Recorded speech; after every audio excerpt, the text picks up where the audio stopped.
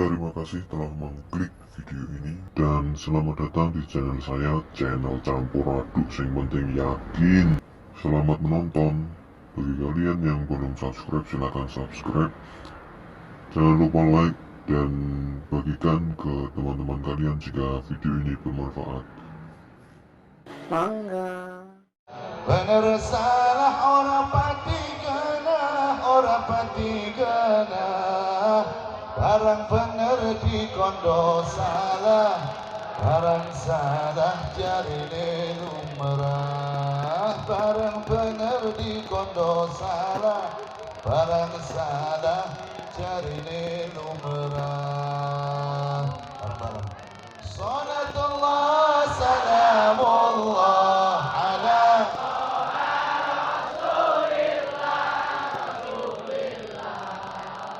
Salatullah salamullah ala yasin habibillah. Salatullah ala yasin habibillah. Sing turu ayo digugah, ana maling dong mlebu omah, dong mlebu omah.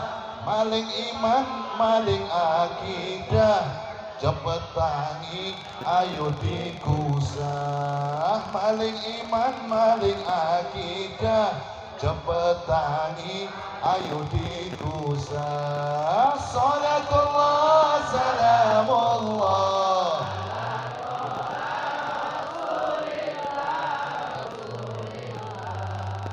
Salatullah salamullah ala yasin habibillah. Salatullah salamullah ala yasin habibillah. Ojo bingung lan ojo susah, urip ana ning jaman fitnah, ning jaman fitnah. Derek kiai nyuwun pitedah, gondelan rapat ojo nganti owah. Derek kiai nyuwun pitedah, gondelan rapat ojo nganti owah. Salatullah salamullah ala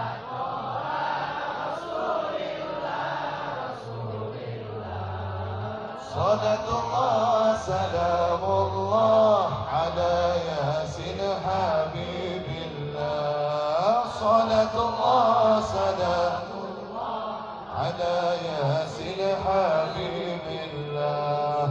Tondone wong ahlu sunnah, demen maulid ngalep barokah, ngalep barokah.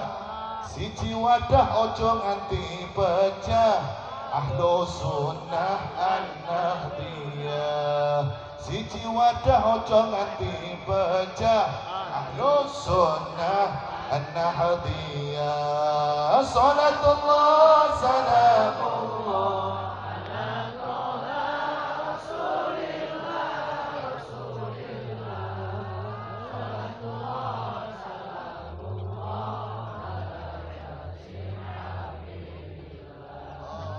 Salatullah salamullah Salatullah salamullah ala yasin. Saya rasa saya ini wau tepat untuk menggambarkan zaman sekarang. Zaman sekarang itu membingungkan. Zaman ini zaman wis bubrah, bener salah orang pati bener. Yang bener putih, sing salah pun. Semuanya merasa paling. Barang bener dikondo salah.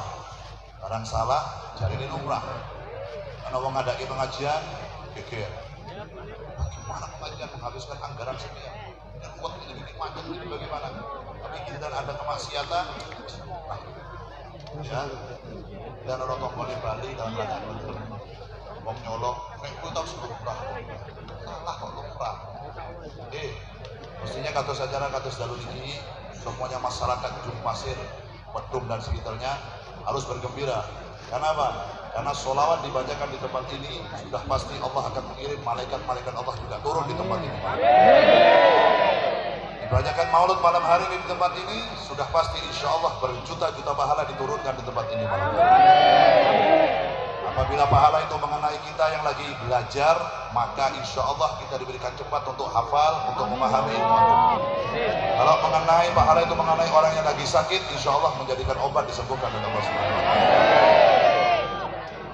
Kalau mengenai pahalanya itu mengenai orang yang lagi terlilit hutang, lagi utangi, ya insya Allah diberikan kemudahan oleh Allah untuk menyaur utang. Kalau pahala itu mengenai pada orang yaknah, orang genah, sholatnya malas, poso malas, ibadah malas, maksiat tergem. Insya Allah berkat sholawat ini, dia malas mengerjakan maksiat dan dia semangat mengerjakan ibadah kepada Allah Subhanahu wa Ta'ala.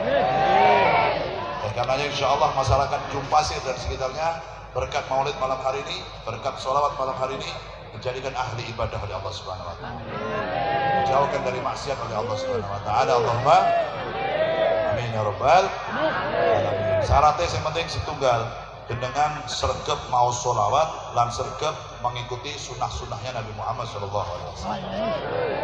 Karena apa? Karena apapun di dunia ini, apabila selalu punya hubungan dengan Nabi Muhammad, pernah bersinggungan dengan Nabi Muhammad, maka orang itu akan dimuliakan oleh Allah SWT. Makanya sering saya kasih contoh di mana-mana. Seandainya malam hari ini saya mengumumkan seumpama di contoh.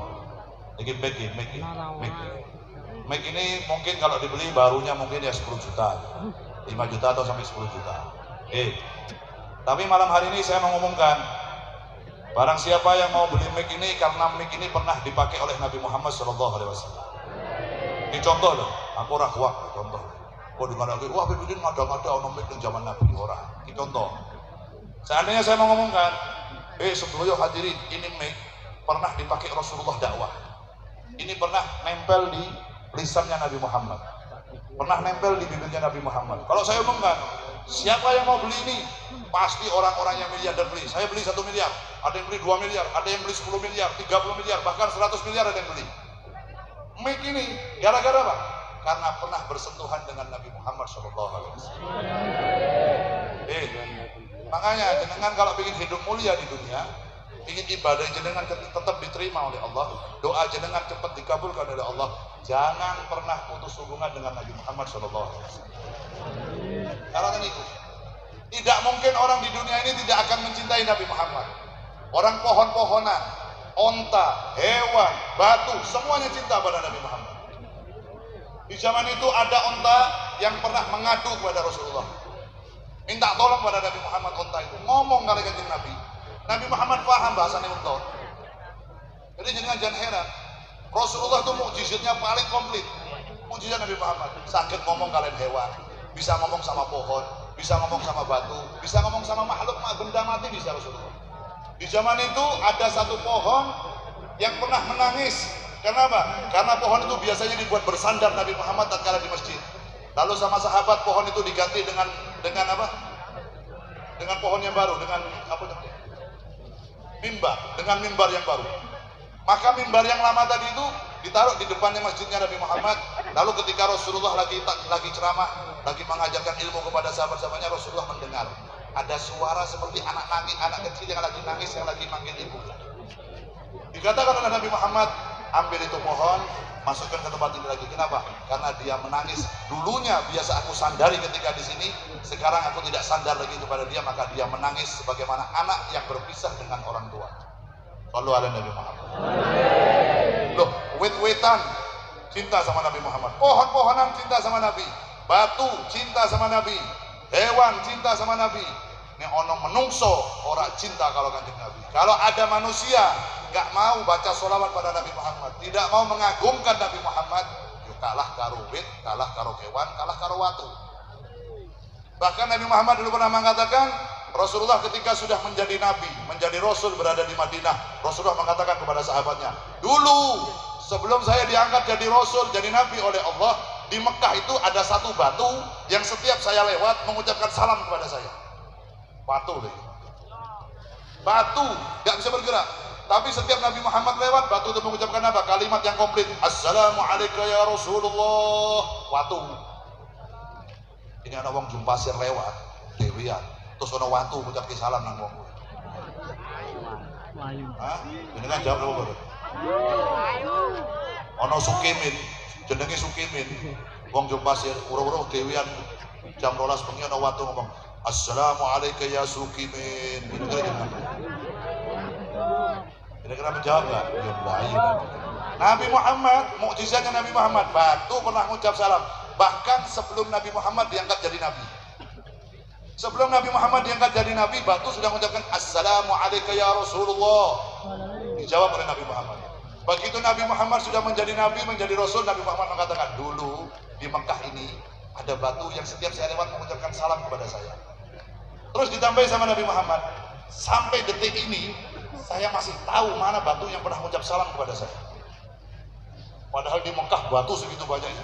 Tapi kata Nabi Muhammad, sampai detik ini saya masih tahu mana batu yang pernah mengucapkan salam kepada saya. Ditunjuk sama Nabi, batu ini pernah mengucapkan salam kepada saya. Jadi kan bisa bayangkan, sholawat ini bukan sia-sia. Gak ada namanya sholawat kepada Nabi Muhammad itu sia-sia. Adimis sholah ala Nabi Muhammad. Pengagungan sholawat dengan Nabi Muhammad. Faqubuluha hatman bi ghairi taraddudi. A'maluna bainal qubuli wa raddiha. Illa sholah ala Nabi Muhammad sallallahu alaihi wasallam. Pengagungan sholawat jenengan kalian kanjeng Nabi. Dari awal jenengan duduk di tempat ini baca ya Rabbi sholli ala Muhammad, ya Rabbi sholli alaihi wasallim. Dilanjut qasidah madah puji-pujian dengan kanjeng Nabi, sholawat salam dengan kanjeng Nabi. Assalamu alaikum zainal anbiya. Disambung lagi semuanya itu adimis sholah ala Nabi Muhammadin faqubuluha hatman bi ghairi taraddudi, pasti diterima. A'maluna bainal qubuli wa raddiha, amal ibadah kita yang lain bisa diterima, bisa ditolak oleh Allah. Salat jenengan bisa sah tapi belum tentu diterima oleh Allah. Haji kita bisa sah tapi belum tentu diterima oleh Allah. Sedekah kita sah tapi belum tentu amalnya pahalanya diterima oleh Allah. Khusus sholawat dengan Nabi, awet bau jenengan temriki baca sholawat kepada Nabi Muhammad tidak mungkin ditolak oleh Allah Subhanahu wa taala. Pasti diterima oleh Allah Subhanahu wa taala. Amaluna bainal qubuli wa raddiha illa sholah ala Nabi Muhammad. Kejaba sholawat. Sholawat enggak butuh niat. Bahkan dikatakan oleh ulama, sholawat saking hebatnya sholawat itu tidak perlu baca niat, enggak perlu ikhlas. Pamer mau sholawat sombong tetap ketompo.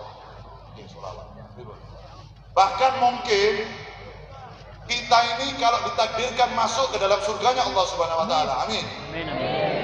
Itu mungkin berkat sholawat kita kepada Nabi Muhammad SAW. Sebabnya apa? Sebabnya sholat kita itu gak akan sah kalau gak baca sholawat. Sholat yang wajib itu tetap harus baca At-tahiyyatul mubarakatus sholawatut thayyibatul lillah. Assalamu alayka ayyuhan nabiyyu wa rahmatullahi wa barakatuh. Assalamu alayna wa ala ibadillahi sholihin. Asyhadu an la ilaha illallah wa asyhadu anna Muhammadar Rasulullah. Allahumma sholli ala sayyidina Muhammad wa ala ali sayyidina. Dengan boten maos niki salatnya enggak sah. Jadi insyaallah salat kita yang awut-awutan, khusyuk tatkala takbiratul ihram tok. Khusyuk tatkala cuma usolli tok. Dengan kalian kula salatnya modele ngono kuwi. Nek usolli khusyuk, sholli Allahu Akbar, HP nang iki. Aku durung bayar utang. Sawahku priye? Itu piye? Terus itu Pak, kita sudah lupa sama Allah. Salat kita yang model begitu tapi insya Allah tetap diterima oleh Allah Subhanahu wa taala berkat sholawat kepada Nabi Muhammad sallallahu alaihi wasallam. Makanya sering saya ngomong kalau jenengan hadir di majelis kados dalu niki, jangan hanya nonton sholawat. Jangan nonton sholawat, tapi dengan ikut bersolawat. Habiskan sudah suaranya. Malam hari ini tak ke suara ini dengan. Habiskan suara, habiskan tenaga kita untuk membahagiakan Nabi Muhammad SAW. Yang bantar sholawat itu. Jangan malas-malas baca sholawat pada Nabi Muhammad. Dikatakan dalam satu kitab nanti ada salah satu umatnya Nabi Muhammad ketika dia berada di mizannya Allah, berada di timbangannya Allah. Di tempat itu sudah tidak bisa ditambahi lagi amal kita, nggak bisa dikurangi, sudah selesai. Di mizan, di timbangan Gusti Allah, di mana manusia satupun tidak ada yang bisa mengelak atas timbangannya Allah Subhanahu wa taala. Di situ ada satu orang, umatnya Nabi, ketika ditimbang lebih banyak dosanya ketimbang pahalanya. Abot ke kiri, lebih berat sebelah kiri. Lalu ketika orang ini sudah ditimbang berat sebelah kiri, tiba-tiba muncul satu orang yang wajahnya bercahaya, bersinar, tampan, wangi luar biasa, datang ke orang itu, mendatangi timbangannya orang itu tadi, lalu mengeluarkan seperti seolah-olah ada kartu dari sakunya dikeluarkan oleh orang itu, ditaruh di timbangan yang sebelah kanan. Seketika itu timbangannya berubah berat ke sebelah kanan. Lalu orang tadi yang ditimbang tadi mengatakan, Anda ini siapa? Di saat semua orang sudah tidak peduli dengan orang lain, Anda datang kepada saya dan meletakkan sesuatu di timbangan saya, sehingga tadi timbangan saya yang berat ke kiri sekarang menjadi berat ke kanan. Tadinya saya dimasukkan ke neraka, lalu saya dimasukkan ke dalam surga sekarang. Maka orang tadi menjawab, Ana Nabiyuka Muhammad sallallahu alaihi wasallam.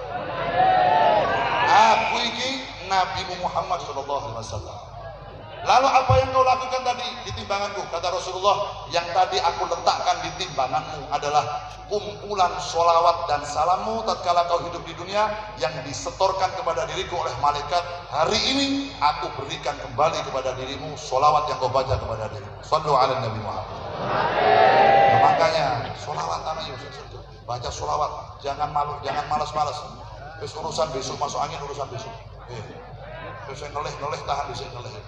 Ya, yang penting kita ini harus mikir bahwa masuk anginnya kita di dunia itu nggak ada apa-apanya dibanding siksanya Allah Subhanahu Wa Taala di neraka. Dengan harus ngerti bahwa kehidupan di akhirat, baik di surga atau di neraka, satu harinya dunia sama dengan 1000 harinya hari di akhirat. Perbandingan. Jadi jenengan menderita cuma 1 hari di dunia, nggak ada apa-apanya.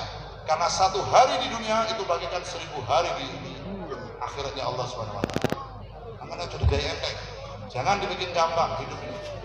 Perbanyak ibadah kepada Allah. Jauhi maksiat yang dilarang oleh Allah Subhanahu Wa Taala. Dekati para ulama, dekati para kiai, dekati para habaib min ahlus sunnah wal jamaah. Dekati, insya Allah itu yang akan menjadikan kita berjumpa dengan Nabi Muhammad Sallallahu Alaihi Wasallam. Sergap selawatan gitu. Dereng ngantuk gitu dereng. Makanya sing banter suaranya. Tak dongake sholawate sing paling banter utangin ndang lunas. Njurake utang terus. Sing jomblo-jomblo mudah-mudahan segera menikah.